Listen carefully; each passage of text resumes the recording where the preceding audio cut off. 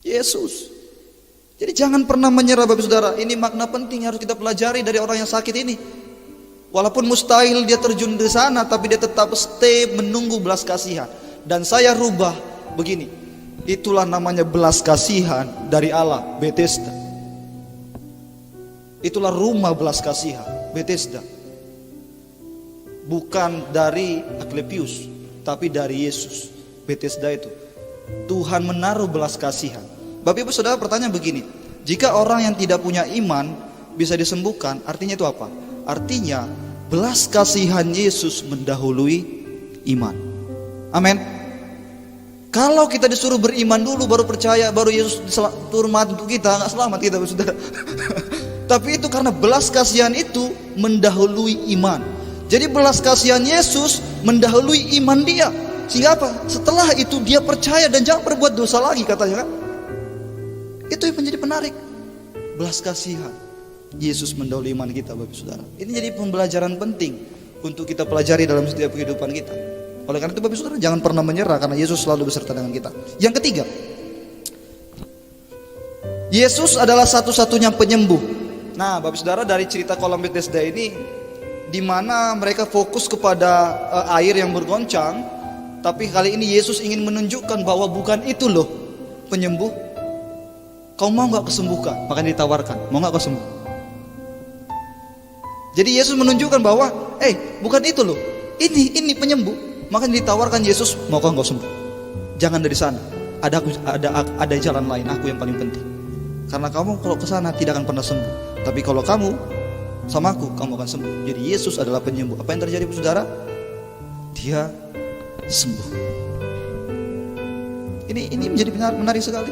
Di dalam Kisah 4 ayat 12 dikatakan, dan keselamatan tidak ada di dalam siapapun juga selain di dalam Dia, sebab di bawah kolong langit ini tidak ada nama lain yang diberikan kepada manusia yang olehnya kita dapat diselamatkan. Itu sangat jelas sekali Saudara. Jadi tidak ada satupun orang yang bisa diselamatkan di bawah kolong langit ini tanpa melalui Yesus. Semuanya kalau tanpa melalui Yesus semuanya akan ke neraka. Ya Bapak Saudara ya, tidak ada yang bisa diselamatkan. Jadi hanya satu-satunya Yesus sebagai Tuhan dan Juru Selamat kita, sebagai penyembuh. Nah Bapak Ibu, jika Yesus sebagai penyembuh kita, maka ketika kita sakit, siapa yang harus kita dahulukan?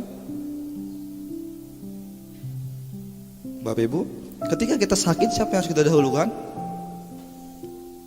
Siapa? Yesus kan? Tapi kadangkala ketika kita sakit, yang kita dahulukan apa? Pikirnya dokter, langsung berobat. Benar tidak? Ya, nggak berdoa kan? Langsung ke dokter. Artinya apa? Kita sama dengan bangsa Israel yang menganggap tabut itu jauh lebih penting punya kuasa dibanding Yesusnya.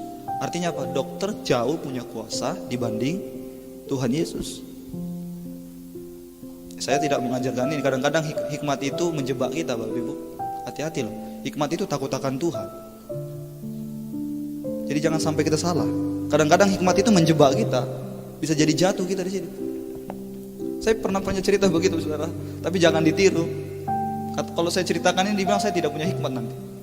Saya pernah sakit asma, hampir mati Bapak Saudara.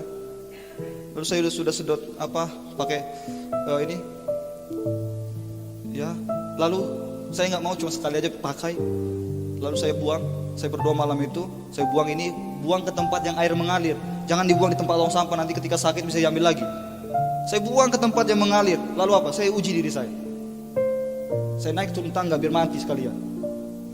Langsung seperti itu. Saya naik turun tangga biar mati sekalian. Dan apa yang terjadi Saudara? Enggak capek-capek, enggak kumat-kumat. Jadi cuma sekali minum, cuma satu hari itu kumat, satu kali itu langsung sembuh.